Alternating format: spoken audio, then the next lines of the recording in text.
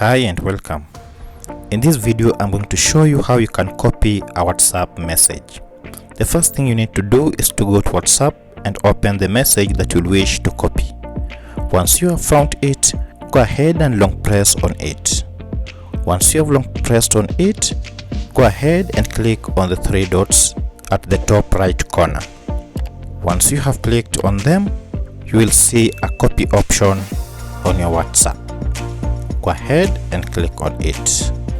Now to paste and share it with someone, go back and find the contact that you wish to share your message with.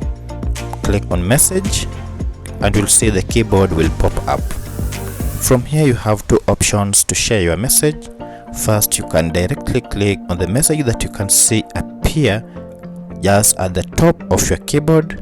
Alternatively, you can see where the cursor is blinking. Go ahead and long press and then you'll see the paste option.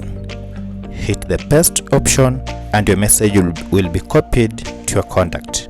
You can now share it with this contact person by simply sending it. And that's it. The message has been sent without showing that it has been forwarded or it has been taken from any other place. If this video was helpful to you, kindly like it and subscribe.